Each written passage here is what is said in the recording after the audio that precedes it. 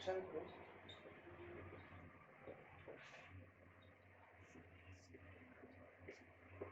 spherical surfaces। इसमें सबसे पहला टॉपिक पढ़ेंगे हम लोग लेंसेस। अब लेंसेस क्या होते हैं?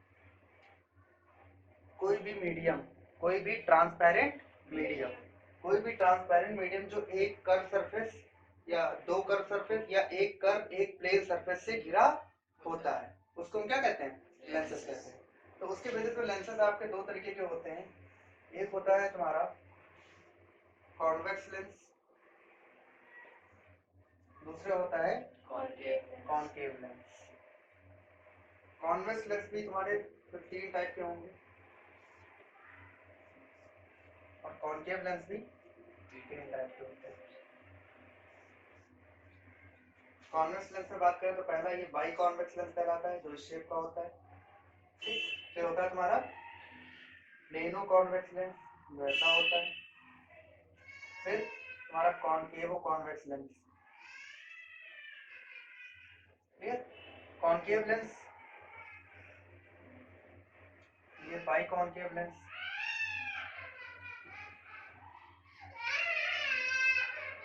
और प्लेनो कॉनकेव लेंस या कॉनकेवो कॉन्वेक्सो कॉनकेव।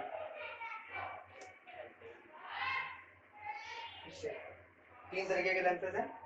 पहले कौन सा लेंस है? Convex, concave. कॉन्वेक्स के कितने टाइप? 3 टाइप। इसको क्या बोलते हैं? By convex. क्या बोलेंगे? क्योंकि दोनों के दोनों सरफेस कैसी हैं? कॉन्वेक्स है ना, बाई कॉन्वेक्स लेंस। इसमें पहली सरफेस प्लेन है, बताया था, दो कर्व सरफेस या एक प्लेन एक कर्व सरफेस। तो इसको पहली सरफेस का नाम पहले लिखते हैं, तो प्लेनो कॉन्वेक्स। ये पहली कैसी है? कॉनकेव, तो कॉनकेवो कॉन्वेक्स। ये तुम्हारा बाई कॉनकेव, दो कॉनकेव। इसमें प्लेनो कॉनकेव, कॉन्वेक्सो कॉनकेव। समझ में आया? मेनली लेकिन तुमको पढ़ने कौन से दो लेंसेज हैं? बाई कॉन्वेक्स और बाई कॉनकेव। ये तुम्हारे इंपॉर्टेंट होंगे। आपका कॉन्वेक्स लेंस होते हैं कन्वर्जिंग नेचर के। कॉन्वेक्स लेंस कैसे होते हैं? कन्वर्जिंग के सारे कन्वर्जिंग नेचर के होते हैं। तो कन्वर्जिंग नेचर का उन्हें कॉन्वेक्स कहते हैं। और कॉनकेव डाइवर्जिंग नेचर के होते हैं। ये रे को डाइवर्ज करते हैं, ये रे को एक पॉइंट पे कन्वर्ज करते हैं। समझ में आया? नोट कर लो। अब कुछ टेक्निकल टर्म्स हैं related to convex lens and concave lenses में। देखना, ये हमने सिंपल बाई कॉन्वेक्स लेंस ले लिया और ये बाई कॉनकेव।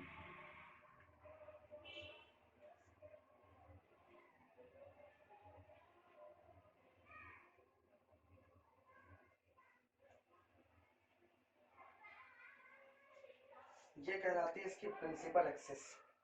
क्या कहलाएगी? Principal axis. हम बोलेंगे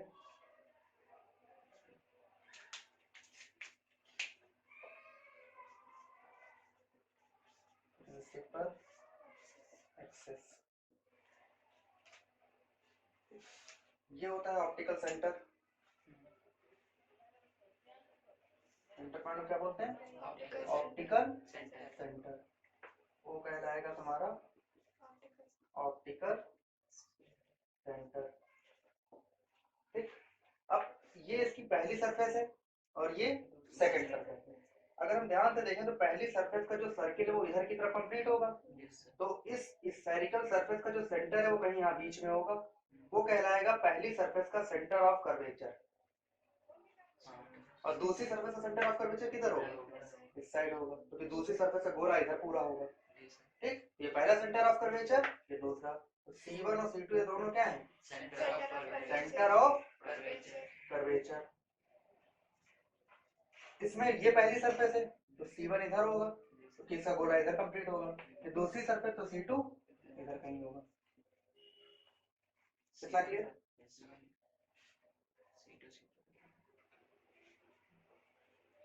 अब सेंटर ऑफ कर्वेचर और ऑप्टिकल सेंटर के बीच की जो डिस्टेंस है इसको लिखते हैं R, ये R2 और ये R1। इधर ये R1 होगा आपका और ये R1 R2 कहलाते हैं रेडियस ऑफ कर्वेचर। क्या बोलते हैं इनको? Radius of curvature. कितना क्लियर? अब प्रिंसिपल एक्सिस के, अब इसमें दो तरह के फोकस होते हैं, फर्स्ट फोकस होता है और एक सेकंड फोकस होता है। पहले देखो first focus. First focus principal axis पे वो पॉइंट होता है जहां से आने वाली रेस, जहां से रिफ्रैक्शन के बाद प्रिंसिपल एक्सिस से क्या हो जाए? पैरेलल हो जाए। इसको हम बोलते हैं फर्स्ट फोकस। ठीक, इसमें फर्स्ट फोकस कैसे होगा? हमको लगेगा रेस ऐसे आ रही है, इसका जो फर्स्ट फोकस है हमको लगेगा रेस इस तरीके से आ रही हैं, आएंगी वैसे इधर से, बट जब इनको हम आगे बढ़ाएंगे तो किसी ना किसी पॉइंट से आती हुई लगेंगी कि यहाँ से आ रही है रेस, और रिफ्रैक्शन के बाद एक दूसरे के पैरेलल हो जाएंगी। तो इसका फर्स्ट फोकस उधर होगा। ठीक, इसके बाद आएगा कौन सा फोकस? तो एफ डैश तुम्हारा कौन सा फोकस हो गया? First focus. First principle focus या फर्स्ट फोकस।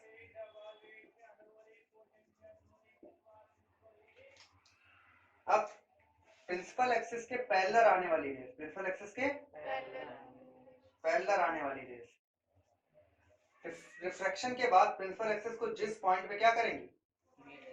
कट करेंगे, वो कहलाएगा इसका सेकंड फोकस। इसे एफ से लिखते हैं, वो क्या कहलाएगा? अब यहाँ पे प्रिंसिपल एक्सिस के पैरेलल मान लेते रेस ऐसे आ गई और ये एक दूसरे को क्या करती हैं? डाइवर्ज। तो इनको कट कराने के लिए कहाँ बढ़ाना पड़ेगा? पीछे बढ़ाएंगे। पीछे बढ़ाने पे जहां मिलेगा वहीं मिल जाएगा। तुम्हें कौन सा फोकस? Second focus. मतलब एफ क्या है? Second focus. फोकस और ऑप्टिकल सेंटर के बीच की जो लेंथ होती है इसे किससे लिखते हैं? एफ से। ये क्या कहलाती है?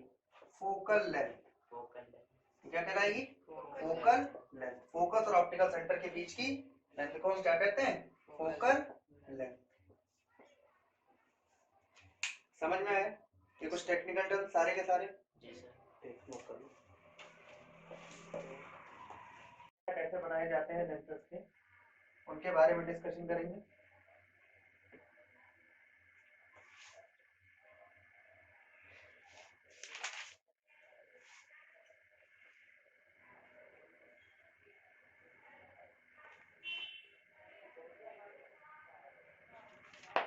सबसे पहले तो बात ये कर लेते हैं कि इसमें रिफ्लेक्शन फिनोमेना होता कैसे।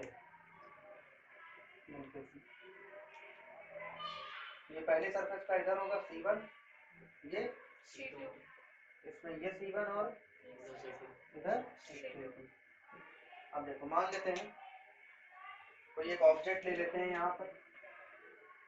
ठीक, उस ऑब्जेक्ट से कोई रे गई, पहली सरफेस पे पड़ेगी क्योंकि अब लेंस का मीडियम डेंसर है और बाहर एयर या वैक्यूम मान के चलते हैं जो रेयर मीडियम होता है।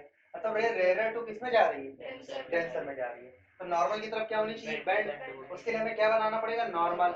अब स्फेरिकल सरफेस का जो नॉर्मल है वो हमेशा सेंटर ऑफ कर्वेचर से पास होता है। किससे पास होता है? अब इस वाली स्फेरिकल सरफेस का सेंटर ऑफ कर्वेचर कहाँ है? यहाँ का जो नॉर्मल है वो इससे पास होगा। अब ये नॉर्मल की तरफ बेंड होनी चाहिए, मतलब कहाँ की तरफ जाएगी? ऐसे कुछ इस तरह से बेंड हो जाएगी। ठीक, अब यहाँ पे जैसे ही पड़ी एक और सरफेस मिल गई, अब डेंसर टू तो नॉर्मल से अवे। अब इस सरफेस का सेंटर ऑफ कर्वेचर ये रहा, तो इसकी नॉर्मल यहाँ से बनेगी ऐसे। अवे जाने के लिए और नीचे चली जाएगी, एक रे सीधी चली जाएगी, जब दोनों जहां मिलेंगे वहीं क्या बन जाएगी? ऑब्जेक्ट इमेज बन जाएगी। आया समझ में? इस तरीके से इमेज बनाते हैं। मतलब इस तरीके से रिफ्रैक्शन फिनोमेना किसमें होता है? कॉन्वेक्स में। तो नॉर्मल वगैरह बनाना आना चाहिए। अब जैसे इसमें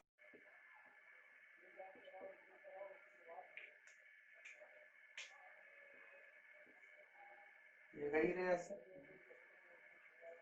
यहाँ से क्या ड्रॉ कर दिया हमने?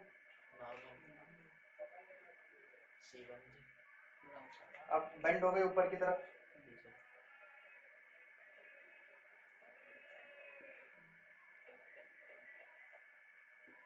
लग रहा है बेंड हुई, हल्का सा मुड़ी है।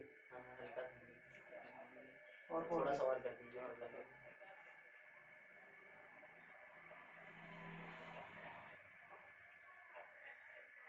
बस बस बस कोई दिक्कत नहीं, लेंस को बड़ा कर देंगे, कोई समस्या नहीं इससे।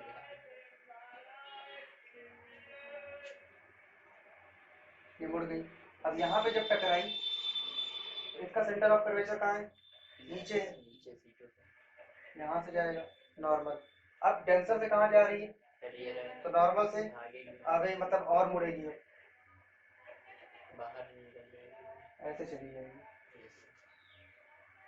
तो ये देखो डाइवर्ज कर रहा है, देखो, और ये हमको वो डाइवर्जिंग और कन्वर्जिंग एक्शन दिख रहा है दोनों का, कॉन्वेक्स का भी और कॉन्केव का भी। समझ में आया?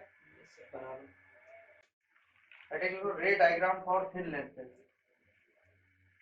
रे डायग्राम फॉर थिन लेंसेज।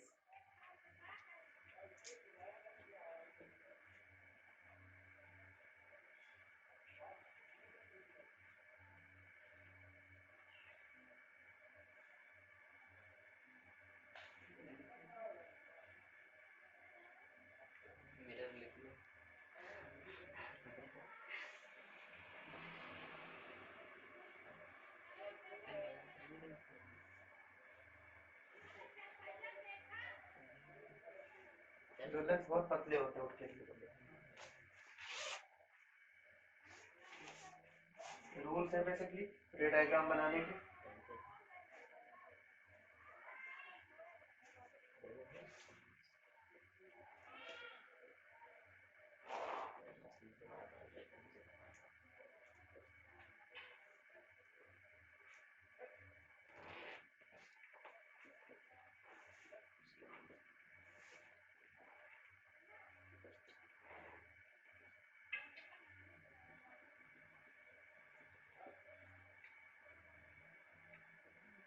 ये क्या कहलाता है? Optical centre.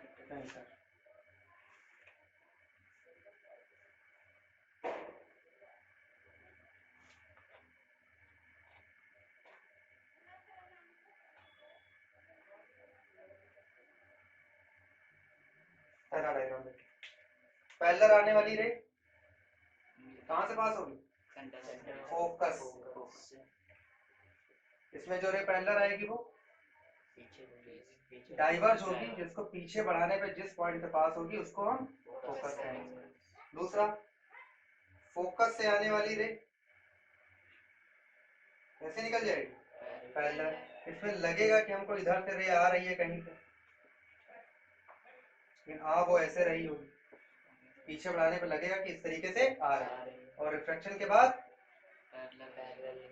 तीसरा, ऑप्टिकल सेंटर से जो रे पास होगी उसमें कोई डिफ्लेक्शन, तो सीधी की सीधे निकल जाएगी। यहाँ पे ऑप्टिकल सेंटर से जो रे पास होगी उसमें कोई डिफ्लेक्शन, तो सीधी की सीधी निकल जाएगी। तो इन तीन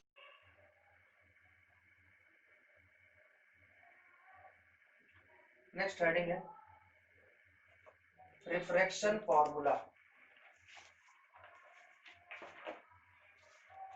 refraction formula.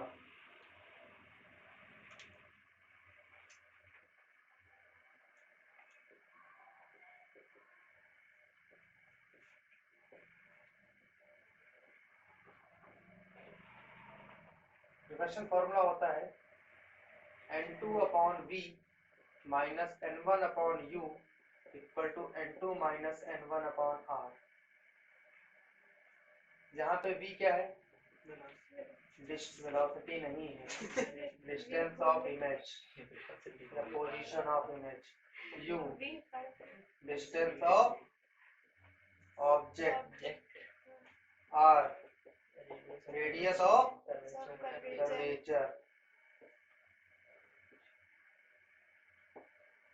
n2 refractive index of denser second refractive index of medium n1 refractive index of surrounding, इसको मीडियम लिख लो या फिर इसको लिख लो रिफ्रैक्टिव इंडेक्स ऑफ ग्लास, मतलब जिस चीज का लेंस बना होगा और उसके आसपास जो मीडियम है वो n1 मान लेंगे। ठीक, अब इसमें दो है तुम्हारे पास, कितने टोटल? दो केसेस है।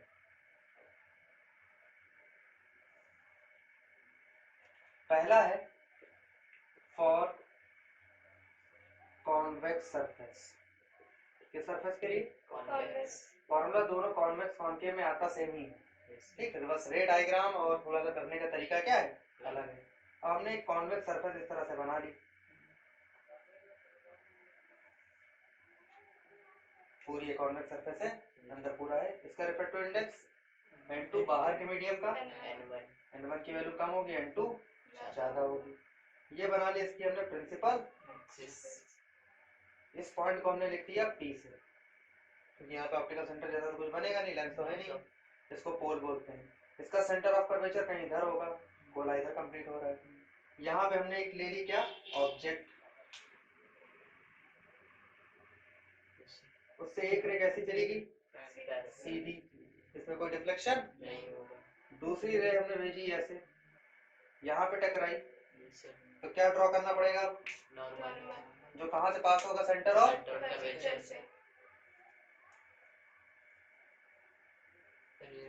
अब रेयर टू डेंसर जा रही है दोनों, नॉर्मल की तरफ, मतलब यहाँ जाकर के कहीं क्या होगी, और वहीं बन जाएगी तुम्हारी इमेज आई।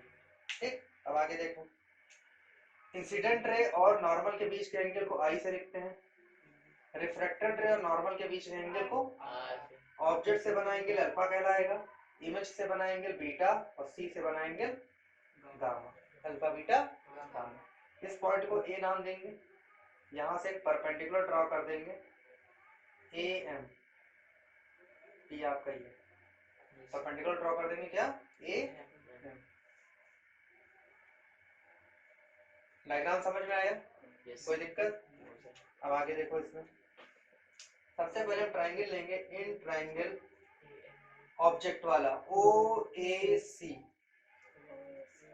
ऑब्जेक्ट और सेंटर ऑफ कर्वेचर वाला ट्राइंगल ए के बीच में, इसमें इंटरनल एंगल अल्फा है और गामा है, और एक्सटर्नल कितना है, आई है। देखो इस ट्राइंगल में अंदर के दो एंगल अल्फा गामा, बाहर का इंटरनल एंगल्स का जो सम होता है वो एक्सटर्नल अपोजिट एंगल के इक्वल होता है। तो आई इज इक्वल टू क्या मिलेगा, अल्फा प्लस इक्वेशन नंबर, फिर इन ट्राइंगल इमेज वाला आई ए सी, इसमें इंटरनल आर और बीटा है, एक्सटर्नल गामा है, r plus beta is equal to, r निकाल लो, गामा माइनस बीटा। समझ में आया? आगे देखो, अब बाय स्नेल्स लॉ, कौन सा लॉ, स्नेल्स लॉ क्या बताया था, sine i upon equal to refractive index of second medium with respect to first medium, because i and r is very small, i और आर को हम बहुत छोटा मान के चले, देयरफॉर साइन आई की वैल्यू नियर अबाउट इक्वल हो जाएगी आई के, और साइन आर की वैल्यू नियर अबाउट इक्वल हो जाएगी। इसका मतलब है साइन आई की जगह हम आई लिख सकते हैं और साइन आर की जगह लिख सकते हैं। n2 अपॉन, इतना क्लियर?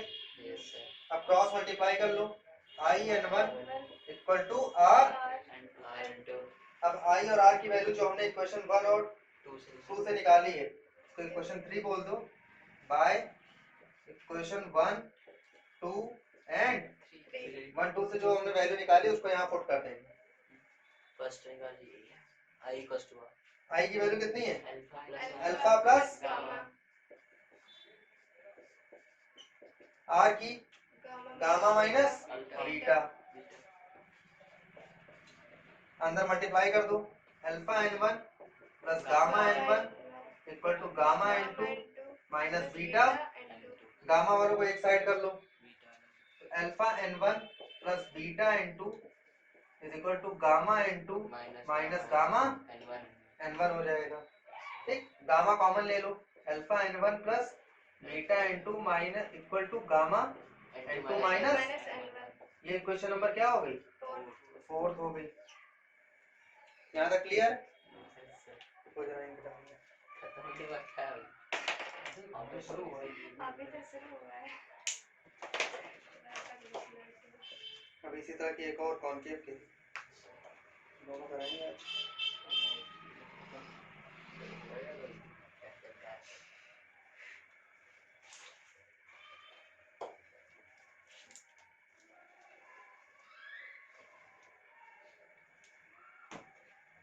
चलो देखो, अब आई और आर को छोटा माना था तो अल्फा बीटा गामा भी क्या होंगे, तो हम अल्फा की वैल्यू को नियर अबाउट इक्वल लिख सकते हैं 10 अल्फा के, बीटा की वैल्यू को नियर अबाउट इक्वल लिख सकते हैं 10 बीटा के, गामा की वैल्यू को नियर अबाउट इक्वल लिख सकते हैं,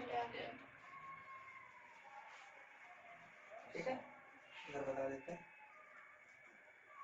alpha near about equal to 10 alpha, beta is near about equal to, gamma is near about equal to, because alpha beta gamma is also very small। अब 10 alpha 10 beta और 10 gamma की value diagram से देख के लिखनी है। अब इस वाले ट्रायंगल में आओगे ओ ए एम में, तो 10 अल्फा परपेंडिकुलर अपॉन बेस, मतलब A M upon o m. अच्छा एम से ऐसे बीटा वाले में देखो तो a M upon i m, gamma वाले में देखो a M upon c m. अब क्योंकि ये जो एम पॉइंट होता है ये पी के बहुत, तो जो ओ एम है उसे हम ओ पी लिख सकते हैं, आई एम को आई पी लिख सकते हैं और सी एम को सी पी लिख सकते हैं। मतलब A M upon O P, A M upon I P, A M upon C. अब ये जो अल्फा बीटा गामा की वैल्यू हमने निकाली है इसको पुट कर देंगे इक्वेशन नंबर 4 में। तो बाय इक्वेशन 4 जब यहाँ वैल्यू पुट करेंगे अल्फा की जगह कितना, a M upon O p n1 plus beta की जगह a M upon n2 equal to gamma a M upon c p n2 minus a m पूरे में कॉमन लेके क्या कर सकते हैं, कैंसिल। अब यहाँ पे एक चीज और देखो, ओ से लेकर के पी तक की जो लेंथ है, डिस्टेंस ऑफ ऑब्जेक्ट, पी से लेकर के आई तक की लेंथ, डिस्टेंस ऑफ पी से लेकर के सी तक की length, radius of, sign convention के अकॉर्डिंग जितना इधर होगा जो कुछ भी पी के लेफ्ट में जितना कुछ होगा सारी निगेटिव डिस्टेंसेस होंगी, पी के राइट में जो कुछ होगा सारी पुट करो। ओपी की वैल्यू ओ से लेके पी तक यू है और इधर है तो minus u plus IP plus का v n2 minus n1, CP r है तो फॉर्मूला बन गया क्या, n2 upon v minus equal to n2 minus n1 upon, यही तो फॉर्मूला है।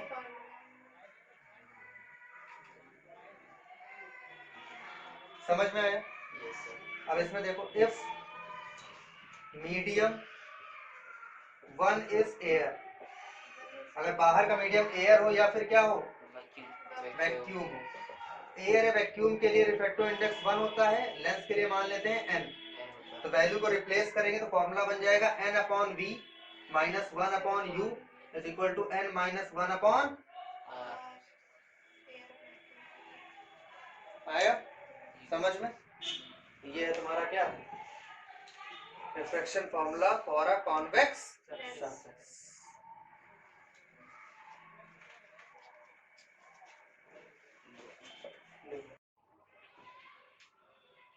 दूसरा है तुम्हारा for concave surface. Concave surface ऐसे बनाएंगे कुछ इस तरीके से, ये बन गया इसकी प्रिंसिपल पोल पी हो गया, इसका सेंटर ऑफ कर्वेचर कहीं इधर होगा, ऑब्जेक्ट यहाँ मान लेते हैं कोई एक ऑब्जेक्ट ओ, एक रेखा ऐसी चलेगी एकदम सीधी, ये वाली रेखा एकदम सीधी भेज दी हमने, एक इधर गई, जहां मिली वहां से क्या ड्रॉ करना पड़ेगा हमको पहले, नॉर्मल, नॉर्मल ड्रॉ होगा सी और उस पॉइंट से, ऐसे हमने क्या ड्रॉ कर दी नॉर्मल। अब इसके बाद क्योंकि रेयर टू बाहर का फैक्टर इंडेक्स n1 अंदर का रेयर टू डेंसर जा रहा है, तो नॉर्मल से की तरफ क्या होगा बेंड होगा इधर की तरफ। जब इसको अब ये दोनों एक दूसरे से दूर जा रही तो कहाँ बढ़ाना पड़ेगा, जब पीछे बढ़ाओगे तो कहीं इधर आएगी इस तरफ, इधर आकर के जहां मिलेगी वहीं बन जाएगी उसकी इमेज आई। यस अब आगे देखो, ये इंसिडेंट रे थी, रेड वाली नॉर्मल थी, तो ये पूरा एंगल क्या कहलाएगा आई, और ये जो इनके बीच का एंगल बना है ये रिफ्लेक्टेड एंगल है। अब ये रेड और ये ब्लू वाली के बीच में आर बना है, और ये ब्लू वाली पीछे कौन सी बढ़ाई है डॉटेड ब्लू वाली, तो डॉटेड ब्लू और रेड के बीच भी क्या होगा वर्टिकली अपोजिट एंगल। ऑब्जेक्ट से कितना एंगल बनता था अल्फा इमेज से बीटा और सी से, गामा ये पॉइंट कौन सा यहाँ से परपेंडिकुलर, नेमिंग सब मैंने वैसे ही की जैसे पिछले डायग्राम में की थी। पहला ट्रायंगल सेम, अब इसमें इंटरनल एंगल कौन कौन से हैं ओ ए सी, अंदर अल्फा है और इधर से देखो तो आई है आई और एक्सटर्नल गामा है, गामा तो मतलब अल्फा प्लस आई, यहाँ पे देखो चेंज होगा alpha plus i equal to gamma, तो आई की वैल्यू क्या होगी गामा माइनस अल्फा। अल्फा ठीक, दिख रहा है। फिर ट्रायंगल कौन सा लेंगे ट्रायंगल आई ए सी, इसमें अंदर बीटा है और आर है और बाहर क्या है गामा, तो r plus beta equal to gamma, r equal to gamma minus beta, इसमें कोई चेंजेस नहीं होंगे, स्नेल्स लॉ में गए, सेम ये काम पूरा सेम, यहाँ तक पहुंचे, यहाँ पर अब इक्वेशन तुम्हारे पास 1 2 3 है, वैल्यू पुट कर दो, बस आई की वैल्यू में चेंज है, अल्फा के आगे क्या लग गया है माइनस, अल्फा के आगे क्या लग गया है देखो माइनस अल्फा हो गया, अल्फा के आगे माइनस लगा है, अल्फा को माइनस में रखो, बाकी उधर तो सब सेम है ना। अब अल्फा 10 अल्फा वही value, beta 10 beta same value, gamma 10 gamma same value. ठीक, अब जो ये क्वेश्चन आई थी क्योंकि अल्फा के आगे क्या लगा था माइनस लग जाए तो माइनस यहाँ माइनस करेंगे, बाकी सब कुछ सेम है। ठीक, अब यहाँ पर देखो, अब ऑब्जेक्ट की डिस्टेंस और आर जितना भी कुछ है सब इस बार लेफ्ट में आ गया, सब नेगेटिव है, यानी वो पॉजिटिव हो जाएगा, सारा क्या है नेगेटिव, ये तो माइनस माइनस था, ये भी माइनस में पुट करेंगे, ये भी माइनस में, तो ये माइनस माइनस क्या हो जाएगा प्लस, ठीक, प्लस माइनस माइनस और ये क्या रहेगा माइनस माइनस, में रहेगा, तो कोई यहीं पे हम ऐसे लगा देते हैं, ये वही रहने दो, तो कोई चेंजेस नहीं है। तो n1 अपॉन u किसमें होगा पॉजिटिव हो जाएगा प्लस में यहाँ पे, और n2 अपॉन v माइनस में, और यहाँ n1 माइनस n2 होगा, पूरे में से माइनस जब कॉमन ले लेंगे तो हमें यही फॉर्मूला, पूरे में से जब माइनस क्या ले लेंगे हम कॉमन ले लेंगे, तो यही फॉर्मूला हमको दोबारा, बाकी नीचे का काम सेम, तो जहाँ जहाँ रेड से हमने किया वो चेंजेस है, हमको तो पूरा करना पड़ेगा। समझ में आया। तो कॉन्वेक्स और कॉनकेव के सरफेसेस के जो रिफ्रैक्शन फार्मूला वो दोनों सेम है, क्या है n2 upon v minus n1 upon u is equal to n2 minus n1 upon, दोनों के डेरिवेशन करने का तरीका मैंने बता दिया है, डायग्राम रे डायग्राम बहुत जरूरी है, ये सबसे ज्यादा इंपॉर्टेंट है, ये याद होना चाहिए। बाकी एक अगर कॉन्वेक्स आप सीख लेते हो तो कॉनकेव का करने का तरीका थोड़ा इजी हो जाता है, बस हमको यही देखने की चेंजेस कहाँ पे करने हैं। ठीक, तब इसके बाद जो अगली क्लास होगी उसमें लेंस मेकर्स फार्मूला से स्टार्टिंग करेंगे, नोट कर लो।